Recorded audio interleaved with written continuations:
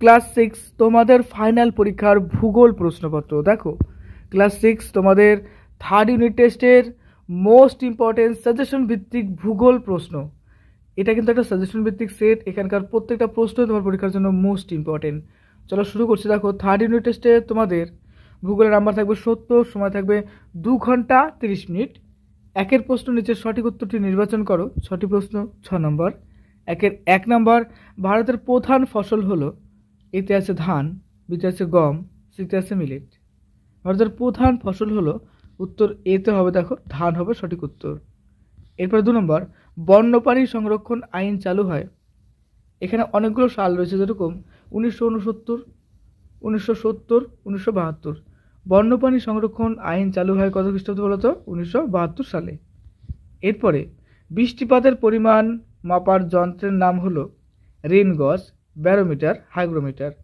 বৃষ্টিপাত পরিমাপ করার যন্ত্রের নাম হলো, উত্তর হবে দেখো রেন গজ যন্ত্র। নেক্সট, ভারতে কত রকমের গাছ দেখা যায়? 4000, 5600। সঠিক উত্তর হবে 5000 টাইপসের দেখা যায়। এরপর 5 নম্বর, বিষয়ভিত্তিক মানচিত্রের সাহায্যে দেখানো হয় দেশ, পর্বত, সড়কপথকে।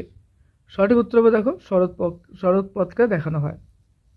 6 নম্বর, ভারতের দীর্ঘতম হিমবাহ হলো সিয়াচেন, জেমু, পাকচিক। উত্তর হবে দেখো এখানে সিয়াচেন। এরপরে 2 এর প্রশ্ন, এক কথায় উত্তর দাও। 1 নম্বর, আগত সৌরবিকিরণ কাকে বলে? উত্তর হবে দেখো সূর্যরশ্মির 200 কোটি ভাগের 1 ভাগ মাত্র পৃথিবীতে এসে পৌঁছায়, একে বলা হয় আগত সৌরবিকিরণ বা ইনসোলেশন বা ইনকামিং সোলার রেডিয়েশন বলা হয়।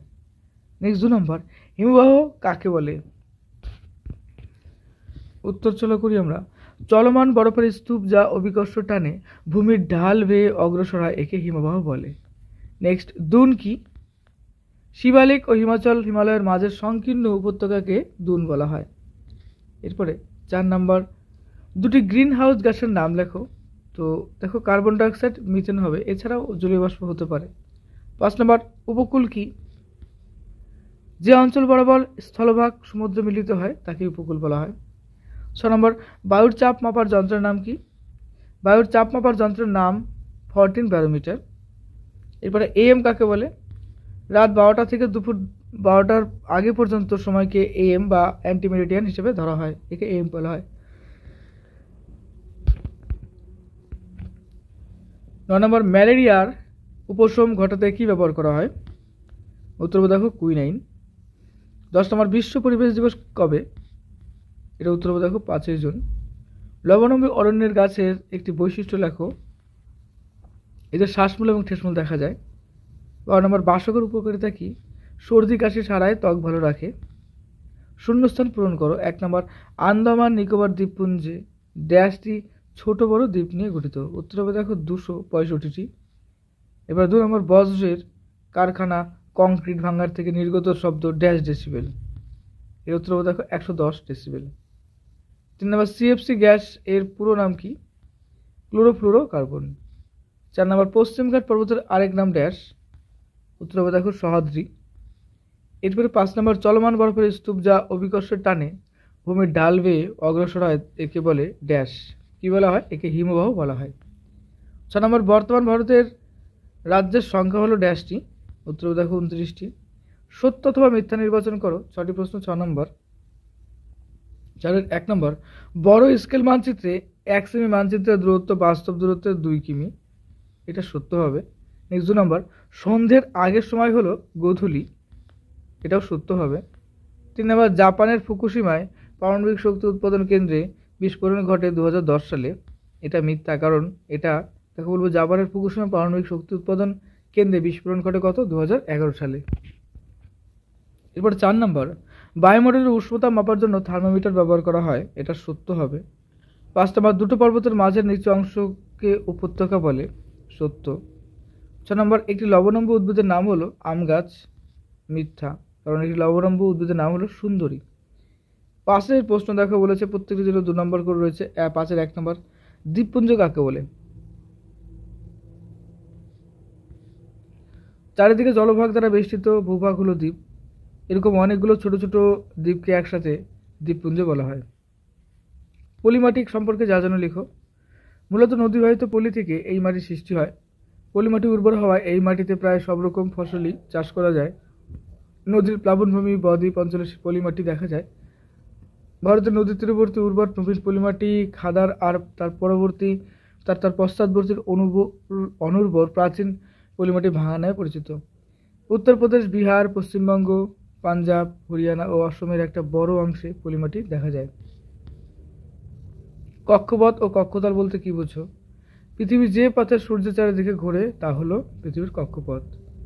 কক্ষপথ ও পৃথিবীর কেন্দ্রে যে তলে রয়েছে তা হলো কক্ষতল, যেটা অরবিটাল প্ল্যানেট বলা হয়। সংরক্ষিত অরণ্য এবং সংরক্ষিত অরণ্য কাকে বলে? সংরক্ষিত অরণ্য যেখানে শিকার, পশুচারণ ও অন্যান্য ক্রিয়াকলাপ নিষিদ্ধ, যেমন কোডারমা সংরক্ষিত অরণ্য। নেক্সট, সুরক্ষিত অরণ্য কি? দেখো, যেখানে অরণ্যের উপর নির্ভর করে বেঁচে থাকা মানুষের মাঝে মধ্যে শিকার ও পশুচারণের অধিকার দেওয়া হয়। এবার কাকরি দেখো বলছে সৌর বিকিরণ কাকে বলা হয়? তাহলে দেখো, আগত সৌর বিকিরণের 100% ধরলে তার মাত্র 51% ভূপৃষ্ঠকে উত্তপ্ত করে, তাই কে বলে? কাকরি সৌর বিকিরণ। নেক্সট, 6 প্রশ্ন, পার্বত্য অঞ্চলের মাটি সম্পর্কে যা জানা লেখো। লিখবো দেখো, প্রধানত আর্দ্র নাতিশীতোষ্ণ জলবায়ুতে এরকম মাটি সৃষ্টি হয়। এতে বেশি পরিমাণে জৈব পদার্থ থাকে। চা, কফি, বিভিন্ন ধরনের মশলা এই মাটিতে খুব ভালো চাষ হয়। আচ্ছা, তারপরে হিমালয় পার্বত্য অঞ্চল, পশ্চিমঘাট পর্বত এবং দক্ষিণাতের নীলগিরি পার্বত্য অঞ্চলে এই মাটি দেখা যায়। অ্যাসিড বৃষ্টির ফলে ক্ষতিকারক প্রভাবগুলি কী কী হয়? অ্যাসিড বৃষ্টির ফলে ক্ষতিকারক প্রভাবগুলি হলো গাছপালা ক্ষতি হয়, মাটির গুণাগুণ নষ্ট হয়। 2 নম্বর, পুকুর, নদীতে মাছ এবং অন্যান্য জলজ প্রাণী মারা যায়। 3 নম্বর, বৃষ্টির জলে থাকা অ্যাসিড মার্বেল পাথরের তৈরি মূর্তি, সৌধ যেরকম তাজমহল, ভিক্টোরিয়া মেমোরিয়াল প্রভৃতির ক্ষতি করতে পারে। তাছাড়াও বাড়ির রং নষ্ট করে দেয়। তারপরে ইস্পাতের তৈরি ব্রিজের ক্ষতি করে দেয়। এবার মধ্যাহ্ন আন্তর্জাতিক তারিখ রেখা কাকে বলে? কোনো দ্রাঘিমা রেখার মাথার উপর যখন সূর্য আসে তখন ওই দ্রাঘিমা রেখায় অবস্থিত প্রত্যেকটি জায়গায় সময় হয় দুপুর 12টা। সেই কারণে দ্রাঘিমা রেখাকে মেরিডিয়ান বলে। মেরিডিয়ান একটি ল্যাটিন শব্দ যার অর্থ হলো মিডডি বা মধ্যাহ্ন। মূল মধ্যরেখার ঠিক বিপরীত দিকে 180 ডিগ্রি দ্রাঘিমা রেখা অনুসরণ করে প্রশান্ত মহাসাগরের উপর দিয়ে আন্তর্জাতিক তারিখ রেখা ঠিক করা হয়েছে। এবার সমভাবাপন্ন বলতে কি বোঝো? ভূপৃষ্ঠ সূর্যের তাপ শোষণ করে উত্তপ্ত হয়। ভূপৃষ্ঠ থেকে উপরের দিকে তাপমাত্রা ক্রমশ কমতে থাকে। প্রতি 165 মিটার উঁচুতে 1 ডিগ্রি সেন্টিগ্রেড করে তাপমাত্রা কি বলছে যে 1 ডিগ্রি সেন্টিগ্রেড করে অথবা প্রতি 1000 মিটার উচ্চতায় 6.5 ডিগ্রি সেলসিয়াস হারে তাপমাত্রা কমে যায়। যেই স্থান সমুদ্র যত কাছে অবস্থিত সেখানে তাপমাত্রা প্রসার তত কম হয়, অর্থাৎ জলবায়ু সমভাবাপন্ন প্রকৃতির হয়। 5 নম্বর, ওজোন স্তর ক্ষয় হওয়ার ফলে ক্ষতিকারক প্রভাবগুলি লেখো। ওজোন স্তর পাতলা হওয়ায় ক্ষতিকারক অতিবেগুনি রশ্মি পৃথিবীতে এসে পৌঁছাচ্ছে।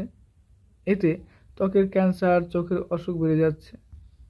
গাছের পাতার ক্লোরোফিল নষ্ট হয়ে শস্য উৎপাদন কমে যাচ্ছে। বহু উদ্ভিদ ও প্রাণীর পৃথিবী থেকে বিলুপ্ত হওয়ার পরিস্থিতি তৈরি হচ্ছে। ওকে, এরপর 7 প্রশ্ন, বায়ু দূষণ কমানোর উপায়গুলি কি কি? বায়ু দূষণ কমানোর উপায়গুলি হলো, প্রথমত electric train, tram, metro, cycle এসব দূষণহীন যানবাহন বেশি করে ব্যবহার করলে বায়ু দূষণ অনেকখানি কমানো যাবে। তার মানে এগুলো বেশি যেন আওয়াজ না করে। 2 নম্বর, বেশি পুরনো প্রযুক্তির ইঞ্জিনযুক্ত গাড়ি ব্যবহার করা উচিত নয়। তাই বর্তমানে গাড়িগুলোতে উন্নত প্রযুক্তি তৈরি কম দূষণকারী ইঞ্জিন ব্যবহার করতে হবে। 3 নম্বর, কলকারখানা বা শিল্পকেন্দ্রগুলো লোকালয় থেকে দূরে তৈরি করা উচিত। এগুলো থেকে নির্গত বর্জ্য পদার্থগুলিকে পরিশোধন করা উচিত। 2 নম্বর, ছোট চারা গাছের বদলে প্রয়োজনে বড় গাছ কাটা উচিত। দেখো বলছে যে বড় গাছ কাটা উচিত। যেসব রাস্তায় বেশি বড় গাছ এক্ষেত্রে রাখা উচিত। আর এক্ষেত্রে দেখো বলছে যেসব রাস্তায় বেশি যান চলাচল করে সেখানে রাস্তার দুপাশে বেশি করে গাছ লাগানো উচিত। এরপরে ই নাম্বার, কয়লা, পেট্রোল, ডিজেল দেখো প্রভৃতি প্রচলিত শক্তির ব্যবহার কমিয়ে সৌরশক্তি, জোয়ার ভাটা শক্তি, বায়ু শক্তি প্রভৃতি অপ্রচলিত শক্তির ব্যবহার বাড়লেও কিন্তু বায়ু দূষণ কম হবে। এরপরে মাটি সংরক্ষণ করতে আমাদের কি করা উচিত? দেখো, মাটি সংরক্ষণ করতে আমাদের যা করা উচিত, প্রথমত পশুচারণ নিয়ন্ত্রিত মাত্রায় করা উচিত। 2 নম্বর, মাটির বেশি গভীরে খনিজ সম্পদ আহরণ বন্ধ করা উচিত। পাহাড়ের ঢালু অংশে ধাপ কেটে চাষ করা উচিত। গাছ কাটা বন্ধ করা উচিত। অনেক বেশি সংখ্যায় চারা গাছ লাগানো উচিত। বেশি ঢালযুক্ত অংশে রাস্তাঘাট, ঘরবাড়ি নির্মাণ করা উচিত। এবার দেখো 8 রয়েছে, ভারতের রেখা মানচিত্র উপযুক্ত সংকেত ও চিহ্ন সহ চিহ্নিত করে আন্দামান ছত্তিশগড়, মিজোরাম, লাক্ষাদ্বীপ, আরব সাগর। তোমাদের কিন্তু আমি ম্যাপ পয়েন্টিং সংক্রান্ত একটা ভিডিও দিয়েছি, সেখানে মোস্ট ইম্পর্টেন্ট ম্যাপ পয়েন্টিংগুলো করে দেওয়া আছে। আর তোমাদের এইটের দেখবে অনেক সাবজেক্ট, অর্থাৎ প্রায় প্রত্যেকটা সাবজেক্টের আমি বই ভিত্তিক সাজেশন দিয়েছি, অবশ্যই সেগুলো ফলো করো। আর অনেক মডেল কোশ্চেন দিয়েছি, সেগুলো ফলো করো। পরীক্ষা তোমরা অনেক অনেক ভালো পরীক্ষার জন্য জানাই বেস্ট অফ লাক। আর এই চ্যানেল নতুন হলে অবশ্যই সাবস্ক্রাইব করে দিও, ভিডিও শেয়ার করে দিও। খুব ভালো থেকো।